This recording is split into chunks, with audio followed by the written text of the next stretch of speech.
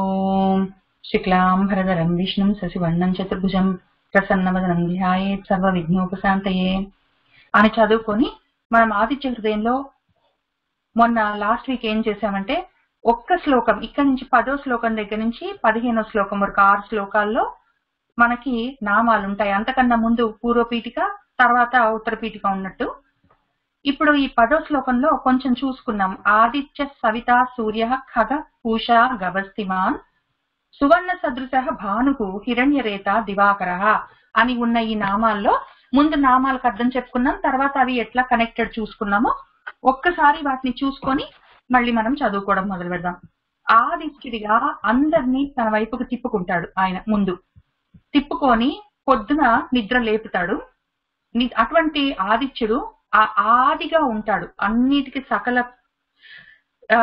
చరాచర ప్రాణుల కంటే మన గ్యాలక్సీలో ఉన్న ప్రాణులకు మనకు, ఎందుకంటే కొన్ని కోట్ల సూర్యులు ఉన్నారు. ప్రతి సూర్యుడికి ఆయన సొంత గ్యాలక్సీ ఉంటుంది, ఆయన తను నడిపించుకుంటూ ఉంటాడు. అయితే ఇక్కడ ఉన్న సూర్యుడు మన ఆదిత్యుడు మనందరికీ పొద్దున నిద్ర లేపుతాడు. మనందరికన్నా ముందు ఆయనే వస్తాడు. ఆయన సవిత్ అంటే జ్ఞాన స్వరూపంగా ఉంటాడు. పొద్దున పూట వెలుగులతో వచ్చి మనకు ఆయన చేసే ముఖ్యమైన పని ఏంటంటే, నిన్న రాత్రి మనము నిద్రపోయేటప్పుడు స్వల్పకాలిక లయం అయిపోతాం కదా, ఆ టైంలో మొత్తం మన పనులన్నీ ఆపేస్తాము, మన ఆలోచనలన్నీ ఆగిపోతాయి, మన హడావిడి యాక్టివిటీ అంతా ఆగిపోతుంది, మన చుట్టూ ఉన్న ప్రపంచం ఎట్లా ఉందో మనకు తెలియదు. సో ఆ రకంగా సవిత్తుగా ఆయన మనకు జ్ఞాన ప్రదాతగా ఉంటాడు. ఈయన కన్నా ముందు ఉషస్సు వస్తుంది. ఆ ఉషోదయం కాగానే వెంటనే వచ్చేవాడు సవిత్. ఆ సవిత్ మండలంలో ఉన్న సూర్యనారాయణ మూర్తికే మనము గాయత్రిగా ఆ మంత్రానికి అర్థం చెప్పుకున్నాము. ఈ దాన్ని వేదాల్లో సవిత్ర మంత్రము లేదా సావిత్రి మంత్రం అని అంటారు. దాన్ని అక్కడి నుంచి తీసి మన ఋగ్వేదంలో ఉన్నదాన్ని గాయత్రి మంత్రంగా మనం చెప్పుకుంటున్నాము. కాబట్టి అటువంటి గాయత్రి మంత్రానికి కొంచెం వ్యాఖ్యానం చెప్పుకున్నాము. తర్వాత సూర్యుడిగా ఆయన మొత్తం ఆ రోజంతా తయారు చేస్తాడు. ఇక్కడ సూర్యుడిగా, ఇక్కడ దివాకరుడిగా, మధ్యలో ఆయన ఏం చేస్తాడు? దివాకరుడు అంటే దినాన్ని తయారు చేస్తాడు. ఏం చేస్తాడు అంటే ఆకాశంలో ఎగురుతూ ఖగా ఆకాశంలో వెళ్తూ పూష మనకు పుష్టినిస్తాడు. ఈ పూషుడు ఎట్లా ఉంటాడు అని నేను చూపిద్దాం అనుకున్నాను, అప్పుడు చూపించలేదు కదా. ఇట్లా ఉంటాడు ఆయన. 12 రకాలుగా ఆయన ప్రతి మాసంలో ఉంటాడు స్వామి. మనం అది కూడా ద్వాదశాదిత్యులని చదువుకున్నప్పుడు చెప్పుకుంటూ వస్తున్నాము. అది అక్కడ కూడా చాలా విస్తారంగా చెప్పుకున్నాము ద్వాదశాదిత్యుల గురించి. ఇక్కడ ఉన్న పూషుడు ఆయన గురించి మనం చెప్పుకుంటున్నాము. ఎక్కడున్నాడు ఈయన మాఘమాసంలో ఉంటాడు. ధాన్యము, రుచి, బలము, పుష్టి ఇవన్నీ ఆయన వల్లే. ఎర్రగా ఉంటాడు అని చెప్పుకున్నాము. ఈ పూషుడు గురించి ఒక కథ కూడా చెప్పుకున్నాము మన అమ్మవారి దాక్షాయణి గురించి చెప్పుకున్నప్పుడు. కాబట్టి ఆయన ధాన్యానికి అధిదేవత. మనకు రుచిని, మనం ఏదైనా తింటే ఒక విషయం ఏది నోట్లో పెట్టుకున్నా అందులో రుచి కలిగించేవాడు ఆయనే. తర్వాత మనకు తిన్నందుకు బలాన్ని, పుష్టిని ఇస్తాడు. ఈ పుష్టిని ఇస్తాడు కాబట్టి ఆయన పూషుడు అని చెప్పుకున్నాం కదా. ఆయన చూడ్డానికి ఇట్లా ఉంటాడు. 7 గుర్రాలు పూంచిన రథంలో ఆయన పద్మంలో కూర్చొని పద్మాలు పట్టుకొని వస్తాడు. ఆయన బ్రహ్మ. ఆ పూషుడు ఏం చేస్తాడంటే గభస్తిమాన్ వెలుగులను, గభస్తి అంటే కూడా అవి వెలుగులు, కిరణాలు, ప్రాణాలు అని చెప్పుకున్నాం కదా. ఆ కిరణాలతో వస్తాడు. వచ్చి సువర్ణ సదృశ బంగారం రంగులో ఉంటాడు. ఆయన మనకు ఏం చేస్తాడంటే భానుహు కిరణాలు ఇస్తూ హిరణ్యరేత మనం బ్రతకడానికి కారణమవుతాడు. ఆయన దివాకరుడు, రోజును తయారు చేస్తాడు. కాబట్టి ఆ రకంగా ఉన్న స్వామి గురించి మనం చెప్పుకున్నాము. ఈయన తర్వాత నెక్స్ట్ శ్లోకం మనకి హరిదశ సహస్రార్చి సప్తసప్తి మరీచిమాన్. అందులో పైగా ఇది ఇంకొకటి ముఖ్యమైన విషయం ఏంటంటే, ఆయన పూషుడుగా వచ్చి ఏం చేస్తాడంటే 3 పనులు చేస్తాడు అనుకున్నాం కదా. ఆయన గభస్తిమాన్ అన్నప్పుడు కిరణాలతో వస్తాడు. వచ్చినప్పుడు లైట్ ఇస్తాడు, వెలుగు వస్తుంది. సువర్ణ సదృశంగా ఆయన వచ్చినప్పుడు ఆయన ఏం చేస్తాడంటే వేడి ఇస్తాడు. భానుడుగా ఆయన ఎనర్జీ ఇస్తాడు. కాబట్టి 3 పాకెట్స్ లో ఒకటే, ప్రతి సూర్య కిరణం అనే దాంట్లో కొన్ని కోట్ల ఎనర్జీ పాకెట్స్ ఉంటాయి. అందులో ఎనర్జీ, వెలుగు, వేడి 3 ఉంటాయి. కాబట్టి వేడి, వెలుగు, ఎనర్జీతో పాటు 3 ఇస్తూ ఆయన హిరణ్యరేత, ఆయన మన ప్రాణాలను నిలబెట్టేవాడు, రోజును తయారు చేసేవాడు అని చెప్పుకున్నాం. అది స్థూలంగా అట్ వెరీ హై లెవెల్ ఆయన ఏం చేస్తాడు అని. ఇక్కడ హరితస్వ సహస్రార్చి సప్తసప్తి మరీచిమాన్ తిమిరోన్మదన శంభు త్వష్ట మార్తాండక అంశుమాన్ అని ఈ నామాల్లో ఆయన ఏం చేస్తాడో చూద్దాము. ఆయన ఇందులో త్వష్టగా వస్తున్నాడు. త్వష్ట అన్నప్పుడు ఆయన మనల్ని, త్వష్ట అన్నప్పుడు మనం నిన్న విష్ణు సహస్రనామంలో చెప్పుకున్న విషయం మళ్ళీ మర్చిపోకూడదు. త్వష్ట స్థవిష్ట స్థవిరో ధ్రువ అని చెప్పుకున్నప్పుడు అంతకన్నా ముందు త్వష్ట అని వచ్చింది ఆ శ్లోకంలో, గుర్తుంది కదా. త్వష్ట అంటే ప్రతిదానికి పేరు పెట్టి దానికి ఒక రూపాన్ని కల్పించేవాడు. విశ్వకర్మ మనుస్త్వష్ట స్థవిష్ట స్థవిరో ధ్రువలో విశ్వకర్మగా ఆయన విశ్వాన్ని తయారు చేసి తర్వాత త్వష్టగా అందులో ప్రాణులన్నిటికీ లేదా వస్తువులన్నిటికీ పేర్లు కల్పించి వాటికి ఒక రూపాన్ని ఇచ్చినవాడు అని మనం చెప్పుకున్నాం కదా. అది కూడా ఇక్కడ గుర్తుపెట్టుకోవాలి మనం, ఎందుకో చెప్తాను. సో ఏం జరిగిందంటే ఇప్పుడు ఈ త్వష్ట ఎట్లా ఉంటాడని మనం ఒకసారి చూసుకోవాలి కదా. ఎక్కడున్నాడు? ఇక్కడున్నాడు. ఈయన త్వష్ట. ఇన్ని కూడా కొంచెం పెద్దగా చేస్తాను. తర్వాత ఈ త్వష్టది కూడా నేను అందులో మనకి ఫోటో పెడతాను, కాబట్టి తర్వాత PDF లో చూసుకోవచ్చు. ఈ త్వష్ట ఎట్లుంటాడంటే ఇక్కడ చూసారు కదా, పూషుడుగా ఉన్నప్పుడు ఆయన వికసించిన పద్మాలు పట్టుకున్నాడు, ఎందుకంటే బ్రహ్మస్వరూపం కాబట్టి. ఇక్కడ ఏం చేస్తున్నాడంటే త్వష్టగా ఉన్నప్పుడు ఆయన ఈ సగం విచ్చుకోకుండా ఉన్న పద్మాలు పట్టుకొని ఉన్నాడు. ఇక్కడ కూడా ఆయన బ్రహ్మగానే ఉన్నాడు, వేదాలు పట్టుకొని. అక్షమాలను పట్టుకున్నాడు, ఎందుకంటే అక్షయమైన మన కోరికలను తీర్చడానికి వీలుగా. ఎందుకంటే మనకు అన్నం కావాలి, నీళ్లు కావాలి, ఉండడానికి ప్లేస్ కావాలి, ప్రతిదీ మనకు భూమిలో నుంచే వస్తుంది లేదా ఆకాశంలో నుంచి వస్తుంది. వాటిని ఇవ్వడానికి, అక్షయంగా ఇవ్వడానికి ఆయన అక్షమాలను పట్టుకొని ఉంటాడు. 6 ఈ మొత్తం 7 గుర్రాలు, అన్ని గుర్రాలు ఆయనవి గ్రీన్ కలర్ లో ఉంటాయి. గ్రీన్ ఎందుకంటే ప్రోగ్రెస్, తర్వాత జయం కలగడానికి, వాటన్నిటికి మంచికి, ముందుకెళ్ళడానికి అని చెప్పుకున్నా కూడా ముఖ్యంగా వర్షాల వల్ల మనకి భోజనం రావడానికి, చెట్లు పచ్చటి భూమి అంతా ఉండడానికి గ్రీన్ కలర్ లో ఉన్న గుర్రాలతోటి వస్తాడు ఆయన. కాబట్టి ఆయన త్వష్ట. ఈ త్వష్ట గురించి మనం కొంచెం ఇక్కడ చెప్పుకుంటున్నాం ఇప్పుడు. ఆయన హరిత్ అశ్వము, గ్రీన్ కలర్ ఉన్న అశ్వములతో ఉంటాడు. సహస్రార్చి, కొన్ని వేల కిరణాలతో ఉంటాడు. ఈ రకంగా లెక్కలేనన్ని కిరణాలతో ఉంటాడు.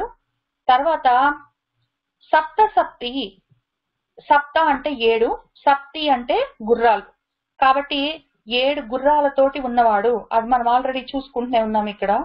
కాబట్టి ఆయనకి 7 గుర్రాలు, అవి కూడా గ్రీన్ కలర్ గుర్రాలు ఉన్నాయి. ఇంకొక రకంగా చెప్పుకుంటేనేమో సప్తసప్తి అంటే సప్త అని పేరున్న, సప్తి అంటే గుర్రం, సప్తి అంటే గుర్రము. కాబట్టి 7 సప్త అన్న పేరున్న గుర్రం కలిగిన వాడని కూడా దానికి అర్థం ఉంది. కానీ ఇక్కడ మనము 7 గుర్రాలు కలిగి ఉన్నాడు ఆయన, అటువంటి రథం మీద వస్తాడని చెప్పుకుందాము. ఇంతకు ముందు సప్తసప్తికి మనము ఒక చోట అర్థం చెప్పుకున్నాము కొంచెం వరకు, ఈ ద్వాదశాదిత్యులు చెప్పుకున్నప్పుడు. మళ్ళీ ఇక్కడ చెప్పుకుందాము. ఈ సప్త అంటే 7 గుర్రాలు ఏంటి అసలు, వీటికి ఆ గుర్రాలకి జయ, అజయ, విజయ, జితప్రాణ, జితక్రమ, మనోజప, జితక్రోధ అని 7 పేర్లున్నాయి ఆ 7 గుర్రాలకి. కాబట్టి ఆయన ఆ రకంగా మనల్ని గెలిపించడానికి వచ్చినవాడు కాబట్టి, అది తర్వాత వస్తుందేమో నామం. కాబట్టి ఆయనకి జయ, జయ, విజయ అని చెప్పి ఆ పేర్లు ఉన్నాయి ఆ గుర్రాలకి. ఇంకొక కొన్ని చోట్ల గాయత్రి, బృహతి, ఉష్ణిక్, జగతి, త్రిష్టుప్, అనుష్టుప్, పంక్తి అన్న 7 ఛందస్సులే ఆ 7 గుర్రాలుగా ఆయనకి ఉంటాయి అని చెప్పుకుంటారు. కాబట్టి ఆ గుర్రాల్లో ఉన్న ప్రాణము ఈ ఛందస్సులు అయితే, ఆ గుర్రాలకున్న పేర్లు జయ, అజయ, విజయ, జితప్రాణ, జితక్రమ, మనోజప, జితక్రోధ. కాబట్టి ఇటువంటివన్నీ ఆయన గుర్రాలకున్న పేర్లు. ఇందులో మీరు కొన్ని ఛందస్సులు గుర్తుపడతారేమో. అనుష్టుప్ ఛందస్సు మనం అన్ని చోట్ల రాసుకుంటాం, అనుష్టుప్ ఛందః అని చెప్పుకుంటాము మన సంకల్పాల్లో. అనుష్టుప్ ఛందస్సు అంటే 32 అక్షరాలు ఉంటాయి. 16 అక్షరాల చొప్పున 2 పంక్తులైనా ఉండొచ్చు, లేదా 8 తోటి 4 ఉండొచ్చు. త్రిష్టుప్ ఉండొచ్చు, గాయత్రి మనకు ఆల్రెడీ తెలుసు. ఆ రకంగా ఒక్కొక్క దానికి ఒక్కొక్క రూల్ ఉంటుంది ఛందస్సు. ఈ ఛందస్సు కూడా మనకు వేదాంగాల్లో ఒకటి. మనకు వేదాలు 4 ఉన్నాయి కదా, ఆ వేదాలని డైరెక్ట్ గా అర్థం చేసుకోవడం కష్టము. వాటికి మనము 6 విషయాలు ముందు తెలుసుకోవాలి. గ్రామర్ తెలియాలి, కాబట్టి వ్యాకరణము, ఎందుకంటే పదాలు ఎట్లా విడదీయాలి అది తెలుసుకోకపోతే పదం సరిగా విడదీసుకోలేకపోతే కష్టం అవుతుంది. తర్వాత ఛందస్సు తెలియాలి, ఏ ఛందస్సులో అవి రాశారో తెలిస్తే దాన్ని మనము స్వరయుక్తంగా చెప్పుకోవచ్చు. తర్వాత దానికి రూట్ ఏంటి, అసలు ఒరిజినల్ గా ధాతువు ఏంటి అని తెలియాలి ప్రతిదానికి. ఇప్పుడు మనం విశ్వం అన్నప్పుడు విస్ అంటే వసించేది కాబట్టి విశ్వం, విష్ణువు అన్నప్పుడు విస్ మొత్తం వసించి వ్యాపించి ఉన్నది కాబట్టి విష్ణువు అని మనం ఆ రకంగా అక్కడి నుంచి. సెమ్ అంటే సుఖము, మంగళము అని చెప్పుకుంటున్నాం. సెమ్ సుఖము కలిగించేవాడు కాబట్టి శంకరుడు. శంభు అంటే సెమ్ అంటే సుఖానికి ఆయన స్థానమైన వాడు. అట్లా మనం రూట్ చూసుకుంటున్నాం కదా, అవి చూసుకోవడానికి మనకు నిరుక్తి అని ఉంటుంది. అవన్నీ మనం చూసుకోవాలి, అవన్నీ కొంచెమైనా తెలిస్తేనే కానీ మనం చదువుకుంటున్నది అర్థం కావు. కానీ అవన్నీ గుర్రాలుగా ఉన్నవాడు, ఎందుకంటే ఈయన వేద స్వరూపుడు. ఎందుకంటే గాయత్రి మంత్రం వచ్చినప్పుడే మనకు అర్థం తెలిసిపోయింది కదా ఆయన వేద స్వరూపుడని.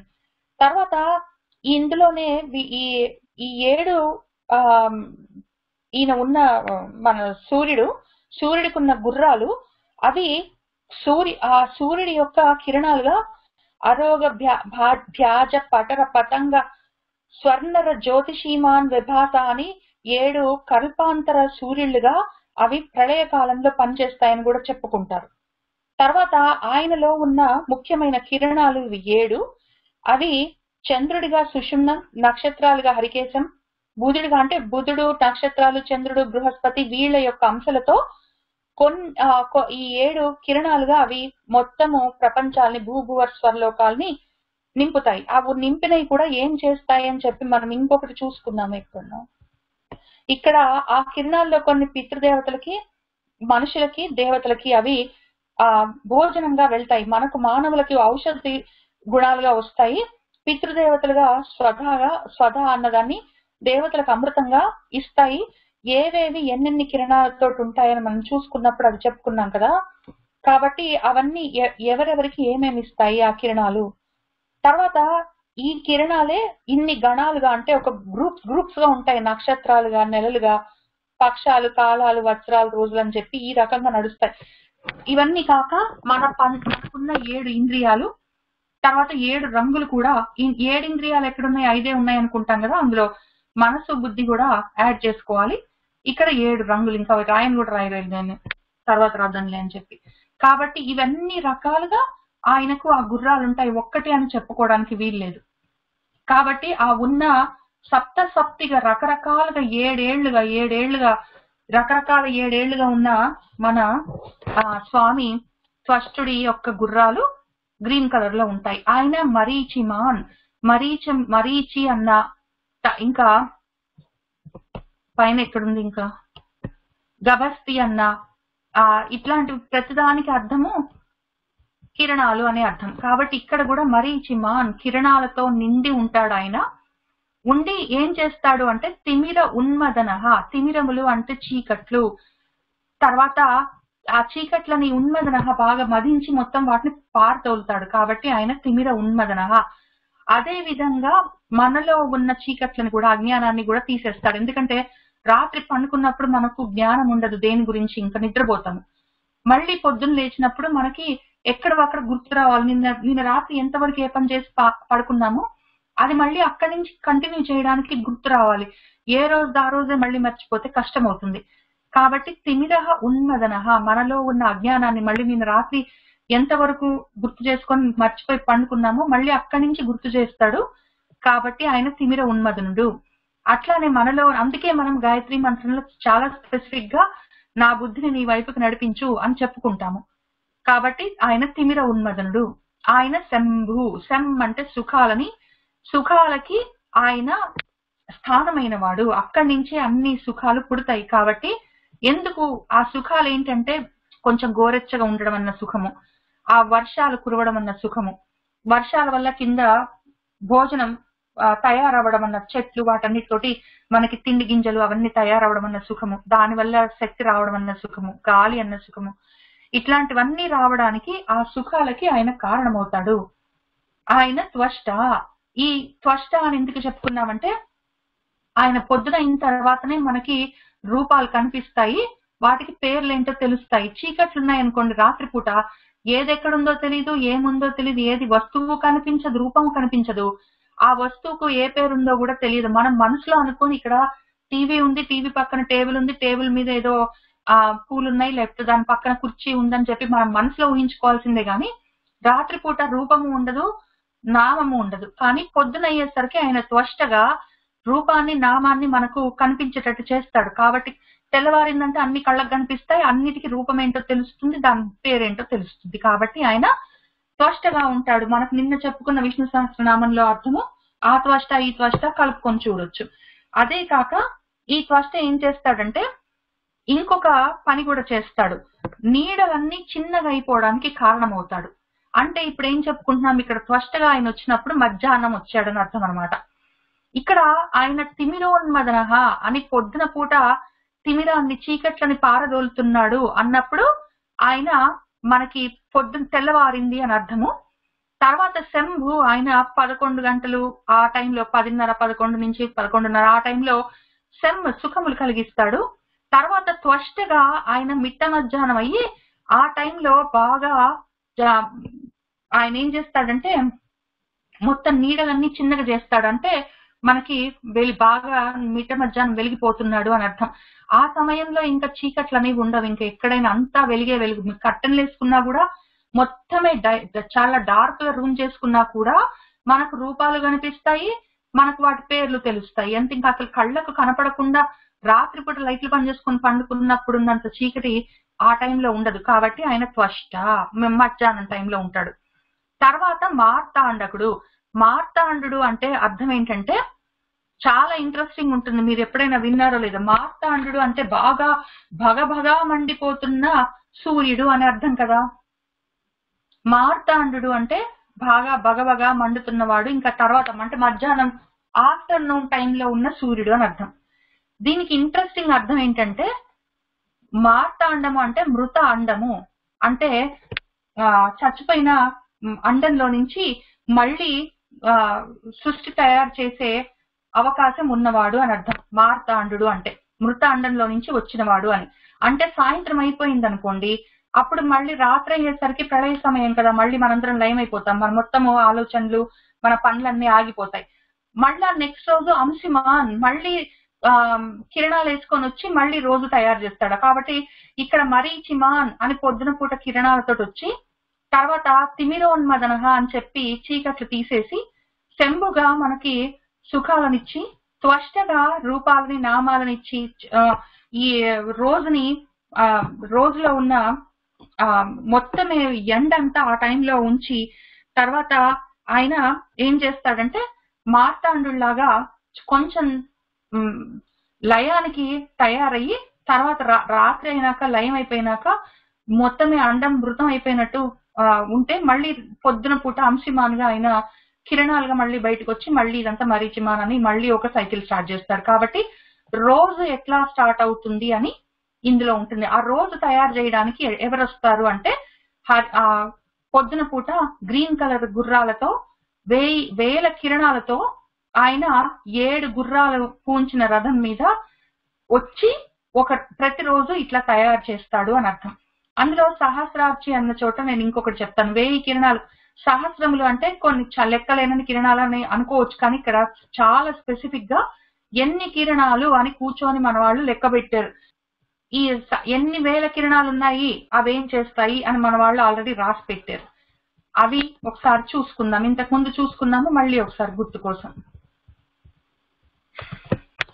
కాబట్టి ఆయనకున్న కిరణాలు ఏంటంటే 118 కిరణాలు భూమి నుంచి మనకి డైరెక్ట్ గా వస్తాయి. 106 కిరణాలు కాదు, భూమి నుంచి భోజనంలో నీళ్లలో నుంచి వస్తాయి. 106 కిరణాలు డైరెక్ట్ గా సూర్యుడిలో నుంచి మన శరీరంలోకి వెళ్ళిపోతాయి, మిగిలిన వెళ్ళవు.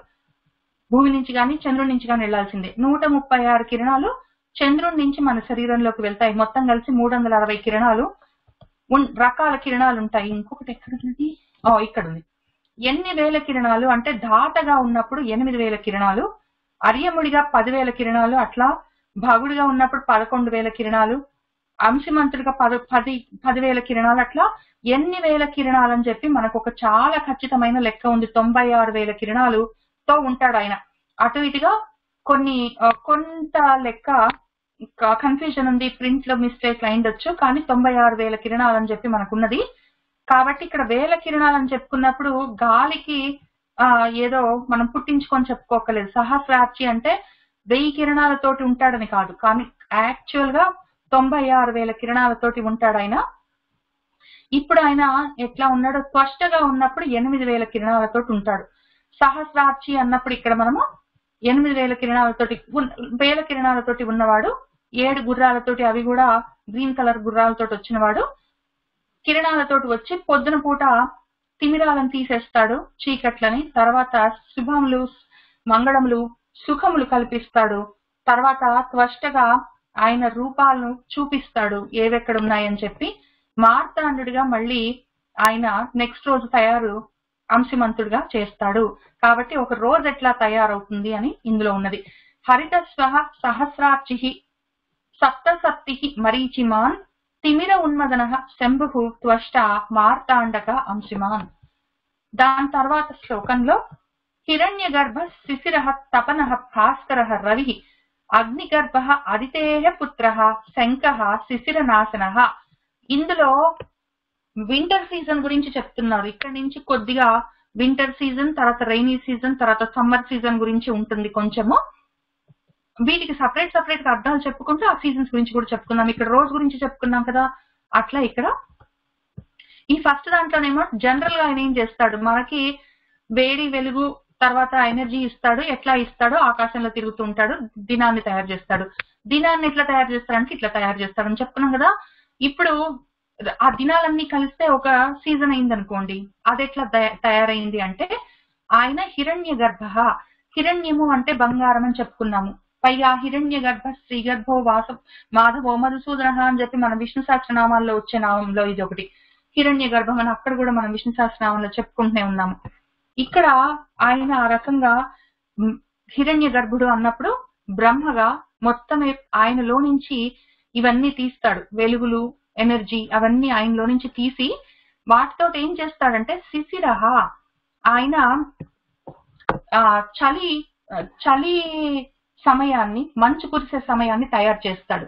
అది 2 రకాలుగా చేస్తాడు. ఒకటి పొద్దున పూట మంచు కురిసే సమయం ఉంటుంది, అందుకని ఇక్కడ హిరణ్య గర్భుడు, ఎందుకంటే సృష్టికర్త కాబట్టి. ఆ రోజును సృష్టించేటప్పుడు ముందు శిశిరుడిగా ఆయన మంచుని తయారు చేస్తాడు. చేసి తర్వాత తపన, ఆయన వేడితోటే ఆ మంచుని కరిగింపజేస్తాడు. అయితే సీజన్ తయారయ్యేటప్పుడు కూడా ఆయన ఆ సీజన్ కన్నా ముందు మంచు కురిసే వేళలు, తర్వాత చలిగా ఉండే సమయాలు తయారు చేస్తాడు. తర్వాత ఆయన వాటిని కొంచెం అప్పుడప్పుడు తపనుడిగా వచ్చి వాటిని తీసేసి మనకు కల్పిస్తాడు, సుఖం కల్పిస్తాడు.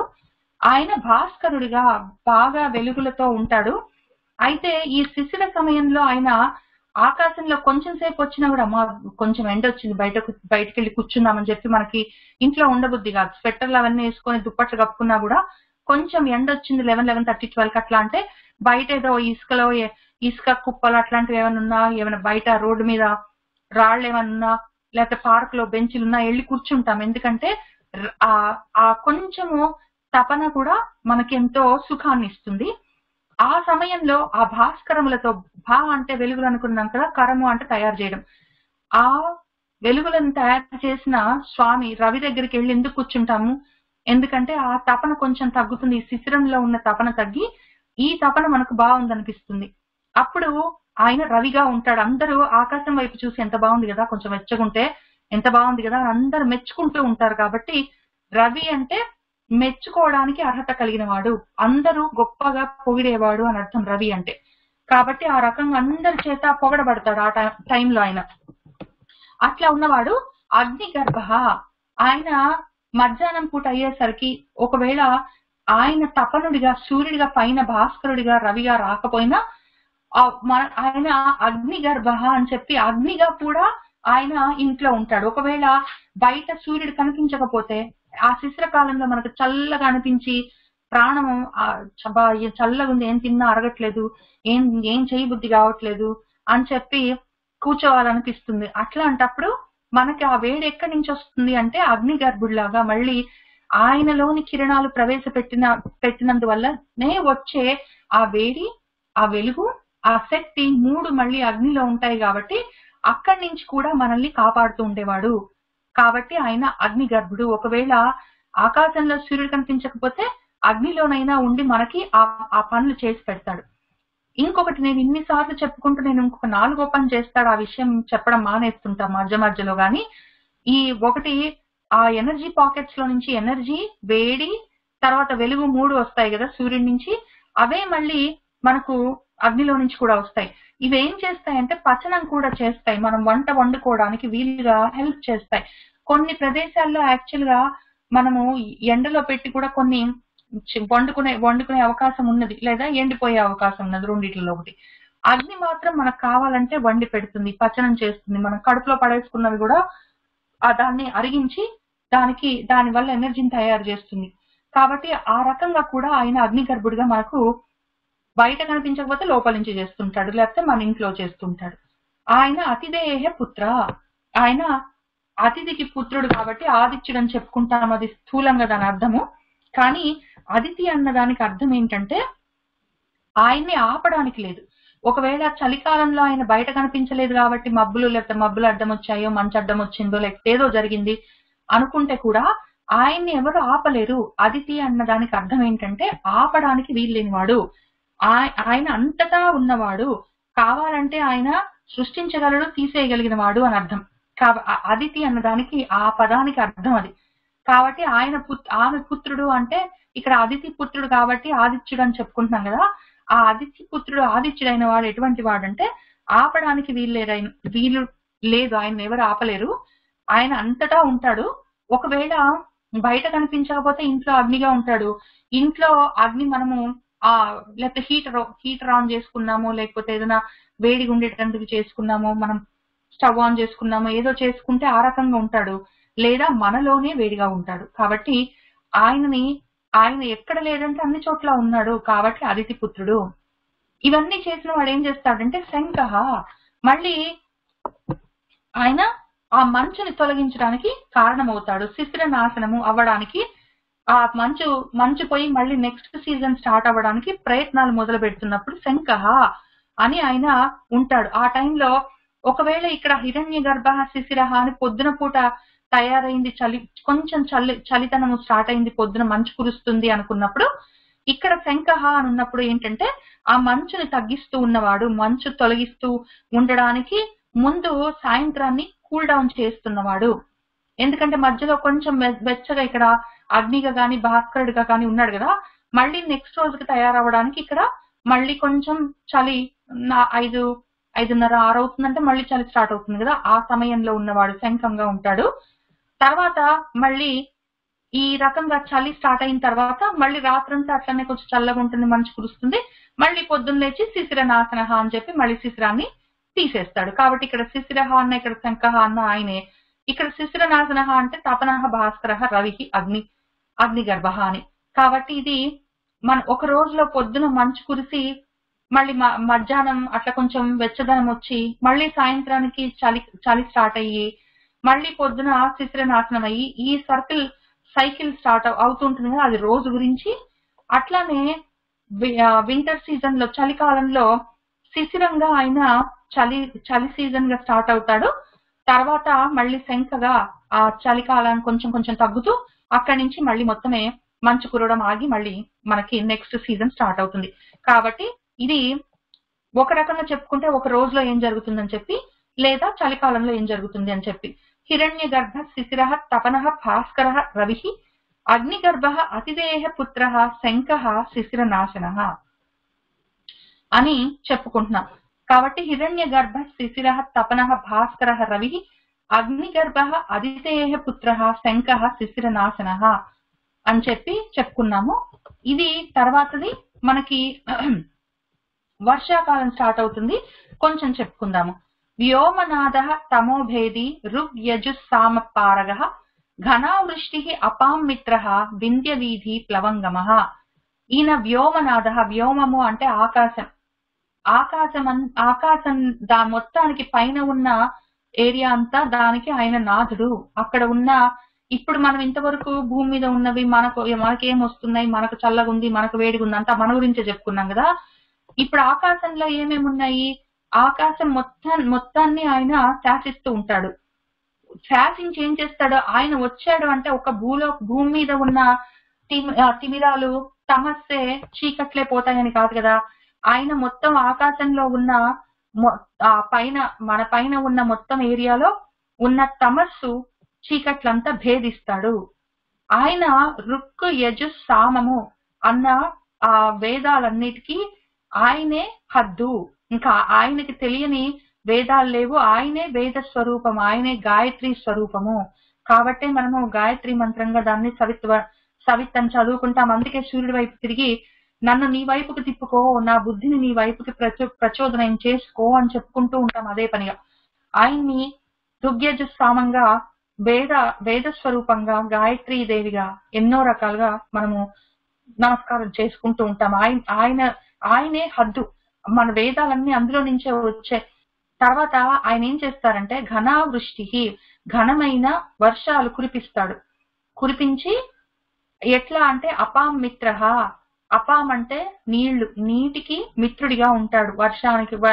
ఇక్కడ మనము పర్జన్యుడు అనుకోవచ్చు, పర్జన్యుడిగా ఆయన పర్జన్యం అని మేఘాలు ఉన్నాయి. ఎన్ని రకాల మేఘాలు ఉన్నాయని కూడా ఉన్నది. ఇక్కడ నేను ఇక్కడ చూపించాను కదా మనకి. ఇక్కడ ఒకవేళ నేను మర్చిపోతే మీరు ఎవరైనా కొంచెం గుర్తు చేయండి. కల్పాంత సూర్యులను రాసుకున్నట్టే మనకి కల్పాంతం సమయంలో అంటే ప్రళయం సమయంలో ఏ రకాల మేఘాలు వచ్చి కురుస్తాయి అని ఆ లిస్ట్ ఉంది, ఆ పేర్లు ఉన్నాయి. అట్లానే మేఘాలు ఎన్ని రకాలుగా ఉంటాయి అని చెప్పి చాలా పెద్ద విశేషం ఉన్నది. దానికి కూడా అన్ని మేఘాలు ఒకలాగా ఉండవు, అన్ని ఒకలాగా వర్షాలు కురవవు. అన్ని మేఘాల వల్ల హరికేన్స్ రావు, టోర్నడోస్, అదేంటి సైక్లోన్స్ అట్లాంటివి అన్ని ఒకలాగా రావు. కాబట్టి వాటన్నిటికి రకరకాలు ఉన్నాయి. పర్జన్యుడు, ఆ వరుణుడు ఎన్ని రకాలుగా వస్తాడని చెప్పి. కాబట్టి అది కూడా ఒకసారి ఎప్పుడైనా కవర్ చేసుకుందాం. బికాజ్ అది చాలా ఇన్ఫర్మేషన్ ఉంది, మనకంతా తెలుసుకుంటుంటే ఫన్ ఉంటుంది. కాబట్టి ఆ రకంగా ఆయన అపాం నీటికి మిత్రుడయ్యి వర్షాలు కురిపించి ఆ సమయంలో వర్షాకాలంలో ఒక్కొక్కసారి ఈ ఏమంటారు కడవలు కడిగే సమయం కూడా లేదని చెప్పుకుంటారు. తెల్లవారుతుంది, అంతట్లోనే రాత్రి అయిపోతుంది, అంత ఫాస్ట్ గా వెళ్ళిపోతూ ఉంటాయి కొన్ని రోజులు. ఆ రకంగా వింధ్య వీధి ప్లవంగమ, వింధ్య పర్వతాల సైడ్ నుంచి దాటుకుంటూ, ప్లవంగం అంటే ఎగురుకుంటూ వెళ్ళిపోవడం. ఇక్కడ ఒక అడిగేసి అక్కడ ఒక అడిగేసి వెళ్ళిపోతాడు, గబగబా వెళ్ళిపోతాడు. అప్పుడు ఎప్పుడు తెల్లవారిందో ఎప్పుడు రాత్రి అయిందో కడవలు కడిగే సమయం కూడా లేదని చెప్పి దానికి ఒక సామెత కూడా ఉంది మనకు. ఆ రకంగా ఫాస్ట్ గా వెళ్ళిపోతాడు ఆ సీజన్ వచ్చినప్పుడు, ఆ కాలం వచ్చినప్పుడు. కాబట్టి వ్యోమనాద తమోభేది ఋగ్యజుస్సామ పారగ ఘనావృష్టి అపాం మిత్ర వింధ్య వీధి ప్లవంగమ. ఈ అపాం మిత్రుడు కూడా ఎవరని చెప్పి ఇక్కడ మనం చూసుకున్నాము. మిత్రుడిని నేను ఇక్కడ పెట్టుకోలేదు. మిత్ర అని చెప్పి ఇంకొక సూర్యుడు ఉన్నాడు, ఆయన్ని కూడా పెడతాను అందులో. పర్జన్యుడు, మిత్రుడు, ఆ వరుణుడు అని ఆ మూడు ఈ నామానికి అపాం మిత్రకి మనం అన్వయం చేసుకుందాము. కాబట్టి నేను ఈ ఫైల్ అందులో పెట్టగానే మీరు అది కూడా చూసుకోండి. వచ్చే వారం మళ్ళీ ఒకసారి చూసుకుందాము. కాబట్టి ఆ రకంగా ఆయన వర్షాలు కురవడానికి కారణమవుతాడు అని మనం ఇక్కడికి వాటికి ఇంకొక ఇది కూడా సమ్మర్ సీజన్ కూడా చెప్పుకొని ఆపుకుందాం. ఆతపి మండలీ మృత్యు పింగళ సర్వతాపన కవి విశ్వ మహాతేజ రక్త సర్వభవ ఉద్భవ. కాబట్టి ఆయన ఇంక ఇక్కడ అయిపోయింది కదా, శిశిరనాశనం అయిపోయింది. ఇప్పుడు అపామిత్రుడిగా వర్షాలు కురిపించేశాడు. ఇప్పుడు నెక్స్ట్ మళ్ళీ సమ్మర్ సీజన్ స్టార్ట్. మనకి నెక్స్ట్ అని కాదు, ఇప్పుడు సమ్మర్ సీజన్ లో ఏం చేస్తున్నాడు ఆయన, ఆతపి అందరినీ తప్పింపజేస్తాడు. బాగా ఎండలు ఎక్కువైతాయి, ముదురుతూ ఉంటాయి. మండలి ఆయన గుండ్రంగా ఉంటాడు, ఇంకా ఇప్పుడు చెప్పడానికి రాకుండా అసలు ఎక్కడ మొదలవుతున్నాడు ఎక్కడ ఎండ్ అవుతున్నాడు తెలియకుండా అంత వెలుగులతో ఉంటాడు. ఆయన మృత్యువు, ఆయన చీకట్లకి మృత్యువు, అజ్ఞానానికి మృత్యువు, అట్లాంటి తమో గుణానికి మృత్యువు. ఇవన్నీ కాక ఒకవేళ నిజంగా కూడా ఎండలో నిలబడితే డామని సగం మంది ఎండ వేడికి పోవడం కూడా జరుగుతుంది. కాబట్టి అంత వేడితోటి ఉంటాడు ఆ టైంలో. ఆయన భగభగా మండిపోతూ ఉంటాడు. ఆయన ఎట్లా ఉంటాడంటే పింగళ వర్ణంలో ఉంటాడు. అంటే ఎల్లోకి కొద్దిగా రెడ్ కలిపిన, చాలా తక్కువ రెడ్ కలిపితే ఎల్లో, డార్క్ ఎల్లోకి ఏ రంగు ఉంటుందో ఆ రంగులో ఉంటాడు, పింగళ వర్ణంలో ఉంటాడు. ఇంకా అంతటి రంగులో ఉండి అంత వేడితోటి తట్టుకోలేకుండా ఉంటాడు. సర్వతాపన, అన్నిటిని తప్పింపజేస్తాడు.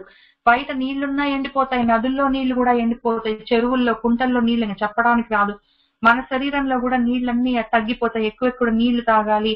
తర్వాత ఏదో నిమ్మకాయ రసమో లేకపోతే ఏదో ఒక రసాలో, జ్యూస్లో, లేకపోతే మజ్జిగలో గిజ్జిగలో ఏదో ఒకటి తాగుతూ ఉండాలి. ఎందుకంటే తప్పింపజేస్తాడు, మొత్తమే తపన కలిగిస్తాడు ఆయన. కాబట్టి మనకనే కాదు, అన్ని జంతువులకి, ప్రాణులకి, చెట్లకు కూడా మామూలుగా వేరే టైంలో వారానికి ఒకసారి 2-3 రోజులకు ఒకసారి నీళ్లు పోసినా ఈ సమయంలో మాత్రం రోజు పొద్దున సాయంత్రం నీళ్లు పోయకపోతే చెట్లు కూడా ఎండిపోతాయి తట్టుకోలేక.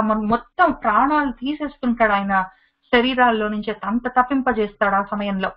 ఆయన కవి, ఆయనకు అన్నీ తెలుసు, ఆయనకు తెలియని విషయం లేదు. కాబట్టి కవి అంటే అన్నిటికన్నా పైన ఉన్నవాడు, అన్నిటి గురించిన జ్ఞానం కలిగిన వాడు అని అర్థం. అది ఒక అర్థం. అయితే ఇక్కడ కవి అంటే మనకి మళ్ళీ సుఖాలు కలిగజేస్తున్నవాడు అని అర్థం.